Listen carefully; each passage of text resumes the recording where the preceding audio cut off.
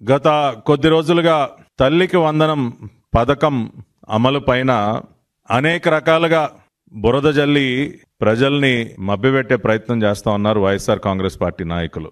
స్వయంగా మాజీ ముఖ్యమంత్రి జగన్మోహన్ రెడ్డి ఇచ్చిన మాట ప్రకారం చిత్తశుద్ధితో నిజాయితీగా ఎంతమంది బిడ్డలుంటే అంతమందికి 15,000 రూపాయలు చొప్పున తల్లుల ఖాతాల్లో తల్లికి వందనం పథకం పేరుతో జమ చేస్తాము అని ఏదైతే మాట ఇచ్చామో ఎన్డీఏ కూటమి పక్షాన ఆనాడు చంద్రబాబు నాయుడు గారు ఇచ్చిన మాటని నిలబెట్టుకుంటూ తల్లికి వందనం పథకం అమలుకి జూన్ 12వ తేదీన గౌరవ రాష్ట్ర ముఖ్యమంత్రి వర్యులు నారా చంద్రబాబు నాయుడు గారు, సంబంధిత శాఖ మంత్రి హెచ్ఆర్డీ మినిస్టర్ అయినటువంటి గౌరవనీయులు నారా లోకేష్ గారు శ్రీకారం చుట్టి దాని అమలుకి ప్రారంభోత్సవం చేస్తే దాదాపుగా 10,090 కోట్ల రూపాయలు విడుదల చేస్తూ 67,27,164 మంది బిడ్డలకి తల్లికి వందనం పథకం అమలయ్యే విధంగా చర్యలు తీసుకుంటే నిస్సిగ్గుగా దానిపైన బురద జల్లుతున్నారు. ఏదో 2,000 రూపాయలు చొప్పున పాఠశాలల అభివృద్ధి కోసం ఏదైతే ప్రభుత్వం ఫండ్ ని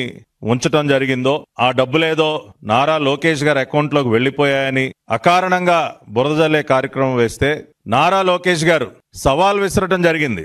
రుజువు చేయండి ఆధారాలతో, లేకపోతే బహిరంగ క్షమాపణలు కోరండి, మీ స్టేట్మెంట్ ని వెనక్కి తీసుకోండి, ఆ విధంగా చేయకపోతే చట్టపరమైనటువంటి చర్యలు తీసుకుంటామని చెప్పి ఇప్పటి వరకు సవాలు స్వీకరించే దమ్మున్నటువంటి ఒక్కడు కూడా ముందుకు రాలా.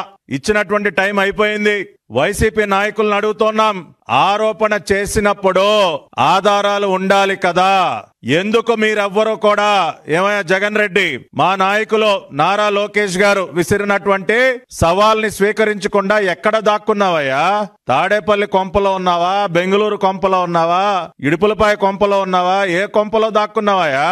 చేతిలో ఒక అవినీతి బురద పత్రిక, బురద చాలన ఉంది కదా అని చెప్పి నీ ఇష్టానుసారం జరుగుతున్నటువంటి మంచి పైన బురద జల్లావు కదా, ఎందుకు స్వీకరించలేకపోయావు సవాల్? ఇప్పుడు సిద్ధంగా ఉండు, తీసుకోబోయేటటువంటి చట్టపరమైనటువంటి చర్యలకి నువ్వు సిద్ధంగా ఉండు మిస్టర్ జగన్ రెడ్డి.